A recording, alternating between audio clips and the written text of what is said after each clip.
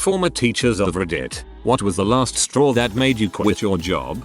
I had a severe ear infection and temporarily lost my hearing for 3 days. Tried to push through it for the first day but realized that not being able to hear the 39-year-olds in my class made teaching them pretty difficult. I took 2 days off and sent highly detailed plans to the supplier who was covering me. This was the only time I took off for the whole year. I returned to work to no less than 10 complaints. Apparently my sick leave was incredibly selfish, as having a different teacher for 2 days was very confusing for the poor darlings who couldn't cope. The head teacher backed me up and told them to, respectfully, frick off, but that was very much the last straw. I'm bending over backwards working weekends and evenings for you and your kid, but you can't afford me a little human decency? I'm out.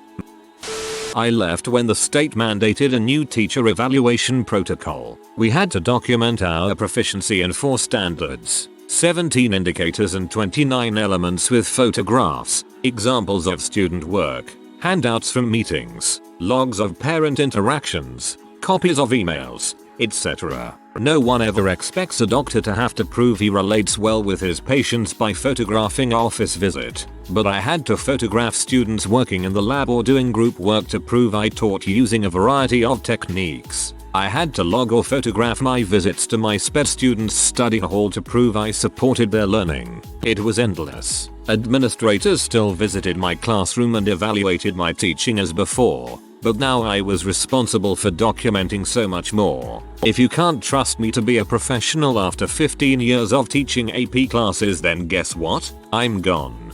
Free Ike. My mom had to deal with that when she was teaching. The school wanted to get rid of tenure teachers because they wanted quantity over quality, so her and other teachers had crooked evaluators grading them harshly for anything they thought would warrant it. Friend of mine quit on the spot when he was asked to change a student's grade. The kid missed over 50% of the classes, never handed in homework, did poorly on tests, etc., and ended up failing the class. He truly earned his failing grade because his father was an influential member of the school board, generous donor, blah blah blah. They couldn't let the kid have a failing grade on his record. Summer school was also not an option because the family had already scheduled a vacation during the time that summer classes would be in session. So, the principal told my buddy that he had to change the student's grade to a passing grade. My buddy told the principal he would absolutely not sign off on that, and if it was so important to him to change the grade himself. He then said, if you do change it, don't expect to see me back here in September. Sure enough, the grade got changed, and my buddy packed up his crap and left. The other teachers were gossipy and cliquey like they had never graduated high school. I started teaching at 30 after having worked in different types of jobs. They talked crap about each other all the time. The one teacher they all told me to avoid turned out to be the only teacher I could stand. Like me, she also worked in the real world. The principal wanted me to lower my standards, which were exactly the state standards for that class, nothing higher, because they didn't grow up talking about Shakespeare at the dinner table. Like you, neither of my parents graduated high school, so I don't know why he assumed I was in some overeducated household just because I had a few degrees. He was also just a major butthole. He later was demoted from principal back to a teacher because he was terrible. The students were okay, but I couldn't stand the other teachers. My 6th grade substitute science teacher quit in the middle of class. We were wild and unruly, totally out of control. I watched him rub his forehead in frustration and he stands up, yells frick every one of you, grabs his briefcase and walks out. It wasn't singularly my fault, but I still feel really bad about it. I'm sorry, Mr. Messina. Holy crap, I had an algebra teacher named Mr. Messina. Honestly sounds like something he'd do. I taught middle school science in a small rural district in southern Illinois. The superintendent made a position for his wife in our cash-strapped system. Due to scheduling, it moved me out of a job that I loved into teaching 2nd grade. I lasted 8 days. When the superintendent called me to tell me that I was moving, he told me not to get the union involved or fight it. I did give him a piece of my mind while on the phone, and I heard rumors that the move was coming, so I made plans to leave. If people ask me why I left, I just tell them that education has gone from making people learners to too focused on test scores. Students lack critical thinking skills. I quit for about 1.5 years and went to work at a car manufacturing company. I left there, just wasn't my thing. And now I'm teaching middle school science in a different district. Not me, but my wife. She had an unusually high number of special needs students, for which she has no specialized training, and zero support from administration. One mother in particular insisted that every insane accommodation be made for her son, like developing a custom lesson plan specifically for her son, one-on-one time during class to make sure he understood, give credit for assignments that weren't assigned in place of those that were but not complete. The list goes on and on. The administration frequently sided with the mother to avoid confrontation. All that happened was the other 29 students sacrificed their class time for one kid that didn't even give a crap about being there. But the last straw really had to be when he called my wife a freaking B, and his punishment was that he didn't have to go to class next time. Not suspended, not detention. He just got out of that class. I don't know that it matters, but I thought I'd add that my wife taught elective classes. That is, not standard English, math, social studies, etc. Special needs students were often enrolled in these classes to keep them busy, not really because it was useful for them. After many years teaching SP Ed, I felt like an emotional punching bag, mostly due to the parents. As struggling first year teacher, I'm validating. I'm struggling because of legitimate problems in the education system, and not just newness or personal failings. It sounds like it doesn't get better, which sucks. But I'm really good at blaming myself first, or blaming myself exclusively. Reading this makes me feel less guilty about how things are going so far. I thought maybe I was inefficient or bad at managing my responsibilities. Even thought that was never a problem in previous jobs. Same here. I'm a perfectionist and hate that I never feel like I'm performing well at my job, when really this job holds such unrealistic expectations. This thread has validated my search for a new job next year. Two things happened at once. After 4 years of teaching 7th grade, a girl who complained to me for an entire semester of being harassed groped brought a pocket knife to school and threatened a boy with it if he grabbed her breast again. She was expelled. I reported the incident to administrators, school resource officers, and guidance counselors. They ignored her, me, and her other 2 teachers until she became that desperate for him to stop. Buttholes. Also, a troubled student, Reed, future felon, now a current felon, saw me walking from the convenience store with my goddaughter. He followed us and found my house, started riding by, throwing stuff in my yard, yelling obscenities, etc. School resource officer said to go to the police. They said to go him.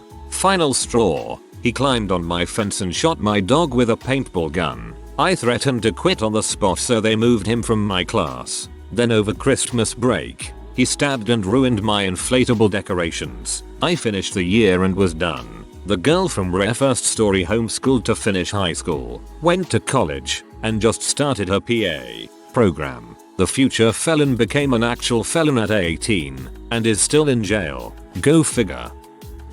Had a mental breakdown, brought about by stress, curriculum changes, meaning that low ability pupils were constantly told that they were not good enough, less money meaning redundancies, then the pressure of performance related pay with same-sex disinterested and low ability children. It was either leave teaching or commit suicide. Very supportive family and well-paid partner meant that I could stop.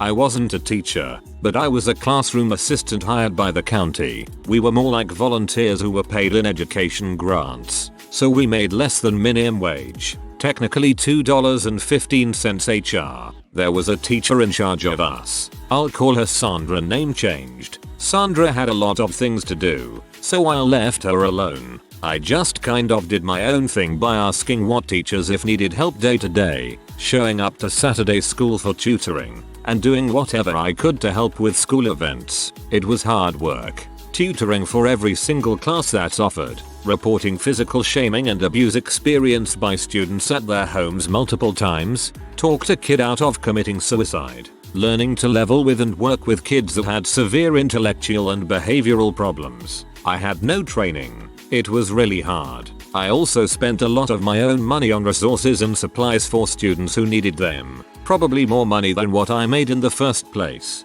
But, despite all of those bad things, I put up with all of it. Hundreds of hours of work for almost no pay, all because I legitimately care about those students. It's a rough school and they deserved a chance. They deserved people who care about them, structure, and someone willing to take the time to make sure they can be successful. I did it for them because somebody did it for me when I was little. Then one day Sandra asks me to be a substitute teacher for a class. I'm not allowed to do that because I don't technically work for the school. That means I can't be alone with students. I also don't have substitute teaching certifications. Sandra gets walks away angrily, then tells several part-time teaching aides, who actually work for the school and should be covering for the no-show sub, that they have to work overtime and it's my fault. She also blatantly tells them that they should teach me a lesson. She actually wrote down a list of things she doesn't like about me, mostly related to my appearance and clothes, and gave it to them. But then over the next 2 weeks, all of these teaching aides start calling me Fat Amy and Goodwill Sleeper McGee. They also do that in front of students. Then Sandra starts calling me those names. Then some of the students start doing it because they see a teacher doing it. My depression got worse. I went from insomnia due to stress to insomnia due to stress and humiliation. That was it. I transferred to a different school for the remainder of my service term, where I basically just sat in an office doing nothing. Then I didn't sign up again for the following year. TLDR. I was trying very hard and working very hard. Then a vindictive teacher convinced a bunch of school employees to bully me. Some people are just freaking buttholes. I hope you're enjoying whatever you're doing now and put all that stuff behind you. I'm in my first year and I'm not going to keep going. Already got accepted to study a different course next year to get out of teaching. The actual event happened after school during care. I was physically assaulted by an, at the time, undiagnosed autistic child. I had made many reports about this child and that they needed help. It was so obvious that he was autistic and needed specialized help that we could not provide. Admin gave me nothing.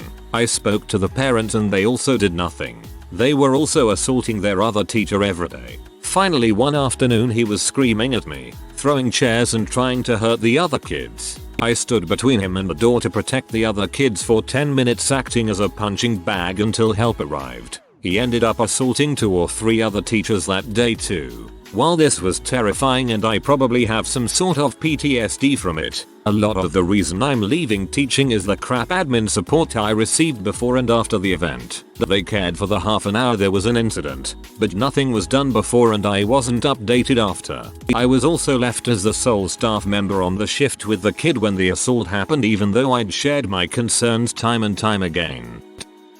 Crappy, selfish, ignorant staff. They were always bad, but tolerable. My last group refused to do much of anything and bullied me mercilessly. The last straw was when one refused to move to a different classroom and verbally attacked me over it, as if it were my fault. The move was in the best interest of the child. I basically walked out and my bosses were completely understanding as they saw what I'd been dealing with for 10 years. This was a special education room with children with profound disabilities that required a lot of care. I'd been teaching 18 years. Residential facility. The school got rid of detentions. The kids were out of control, and I was asked to change grades so that no kids failed, even the ones who never did their work and didn't attempt any questions and exams. My school was 2,000 kids, and their version of detention was either 2-hour yoga or 2 hours of playing ping pong and goofing off. If you were good with the guards or the dean, i.e. an honors kid, you got out at 4, and if you had an after-school class, you got a slap on the wrist. I wonder how long it will be before there is such a shortage of teachers that they are begging for them with contracts of decent working conditions in hand. Same for nursing. The dropout rate for nursing majors near me is around 1 in 3/4 and even more quit during their first year of working. Our school admin claimed the school might close if we didn't support a scummy land deal and lie to the parents. After 20 years of abuse and SP-Ed, that was it for me and a few others.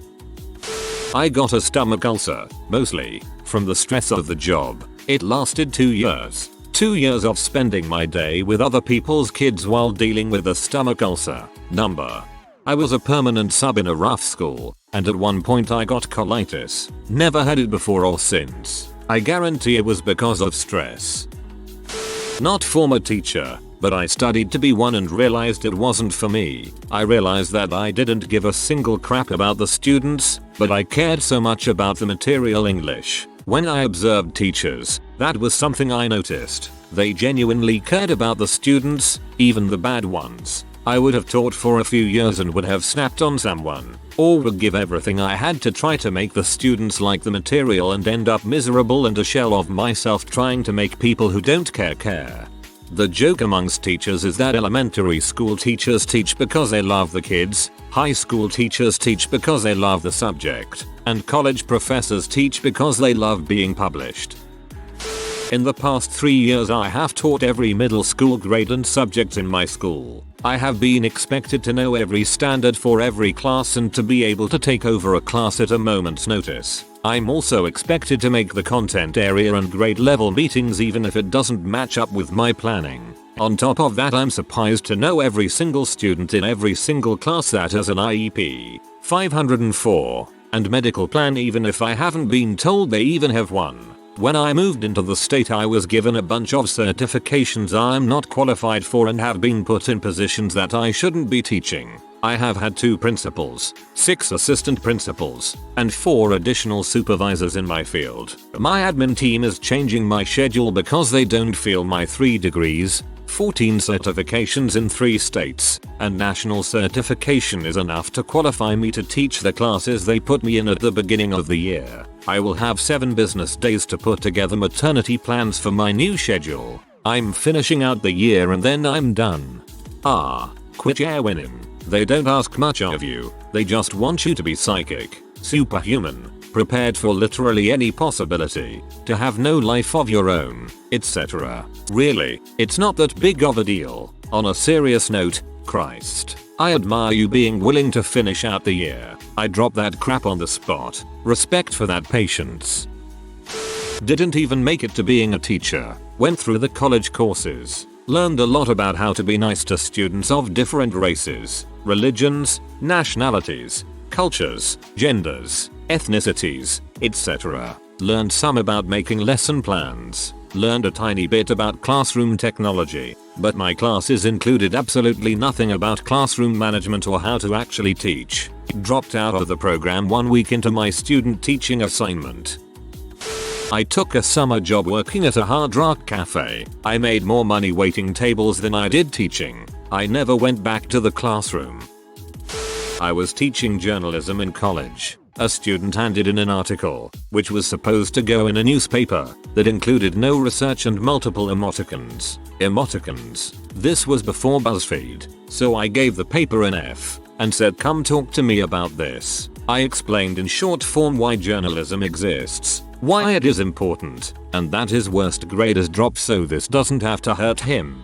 Heck, I would accept a redo. The student in question was an athlete in a big state school for throwing balls fast. I got crap from the dean of students, my department chair, other professorial types. Why wouldn't I let it go? Was I xenophobic or hate sports or what? I just wanted him to try a little harder at the thing that was his college major. I used to pick my words so meticulously because communication is so important. I held to my ethics. He got a tutor after a couple weeks, but it broke me. My mom had died less than a month prior and I had to explain to her college dean why LOL, in the context of a journalistic article about a bar, was unacceptable. My father spent years learning English and speaks it better than I do. This mother threw balls fast and because of that I was supposed to pass him without question. Let's go football. But between that and mom dying I could not go on. I figuratively died in that meeting. I taught senior high school, with students ranging in age from 16-20. I was berated in the hallway for showing my film class a PG movie. Apparently a student's parents had sued the school district the year prior and won due to their child having nightmares from a PG film scene in class. That's when I knew I simply couldn't make the difference I needed to, always catering to the lowest common denominator, teaching high school and finished a master's to teach at the collegiate level. I get so frustrated when I tell folks that I stopped teaching and the first comment is that those kids can be a nightmare. I get it. My kids were incredible and the ones that acted out just needed some one-on-one time to talk through what was going on. Some had abusive parents. Some got little sleep because they had to raise their siblings more or less on their own. Some were getting jumped on the way from their bus stop to get home every week. I had a few turned down gang lives to pursue teaching and I could not be more proud of my kids. So please, don't assume the kids are why teachers quit. The administration and the parents are why I couldn't handle it. I was a substitute for 2 years. Taught 7/8th grade social studies and language arts for a full school year, then worked at an online high school as their sole social studies teacher. I loved it and was frustrated by it for all of the same reasons people have already listed out. All throughout that time I also joined the Army Reserve, trained for and went on a deployment, and then got an offer when I returned to teach for an Army schoolhouse. Now I get to do an easier version of teaching with shorter hours and triple the pay and way less stress. I feel bad about leaving the public schools, but I don't feel bad about being able to easily provide for my wife and child and not have to spend my free time grading and lesson planning, and my own money on pencils. The profession is at a breaking point. I think it truly needs to break for people to realize that they need to start funding and respecting schools and teachers more than they do. Okay, so I'm a student, but this is still in my head. In 7th grade this teacher would eat his lunch during the period after, and some kids, I'm dead serious guys, trust me, would sneak up to his food and eat it when he left. He caught the 2 boys and 1 girl, going at it and freaking lost it and made them leave his class and go to the principal where they were suspended. You'd think they liked it, but for some reason they went ape crap. Okay, so the part where the teacher quit was when he explained to the principal again why he sent them there, writing out the report. And when he said it was because they would eat his food, she put her pen down and said, well then why don't you bring food for kids who are hungry? Keep in mind this is the period right after lunch and the food is free, and actually isn't crap either. I got stalked by a parent because I was the only teacher holding her ADHD kid accountable for his grades and she wanted me to let him slide, so my AP had to sneak me out the back of the school to avoid them, but after the principal was I wouldn't talk to that parent to work it out. This happened 2 days after the school psych said the mom was unhinged and that I was being targeted for some reason that the psych couldn't figure out. I told them the next morning I would not be renewing my contract. I have not found a job since. Possible coincidence, but I am so much happier. I had to quit because the school I was working in was so awful and I had a stalker and I couldn't believe how much better I felt. Money situation was really bad, but I was so happy. That school had teachers quitting on the first day of school and subs waking out an hour into their assignment. It was that bad. And God forbid we hold a student accountable. I'm so done. I still teach, but at my first school where I thought I'd be for life I got a new student. He was troubled and heard voices but was very nice to me, and then one day he stabbed me in the shoulder with a pen. There was something called a manifestation meeting and basically they decided it's okay for him to do that. My district wanted me to sign that I wouldn't press charges and wanted me to attend 40 hours of training on how to handle someone who is trying to murder you. Basically, kid was back in my class and tried to do it again. It was the end of the school year and I had sick days, so I used up enough and interviewed elsewhere. I did not press charges, though I now know I should have. Ended up at a much better school and I've been happy since. Good for you. There is a line that should never be crossed, and physical violence is that line. There were several events that led to my decision. First year I taught, a 14-year-old student grabbed my chest. Administration said it was my fault. Another student threw a book at me and hit me in the head. Sent her to the office. She was sent right back to my class. Third year teaching had a student that cussed me out for looking in his direction. Admin didn't see it as a problem. Same student decided it would be a good idea to chase me around the classroom with a pair of scissors trying to stab me. Called SRO. He was back in my class the next day. Still in my third year. Husband and I were trying to get pregnant. Walked out of the school band concert and heard gunshots in the neighborhood. Events like this were just the tip of the iceberg. I came to the conclusion that no job was worth my safety. If you are new to the channel, you can subscribe. I publish new videos every day. Until then, check another video.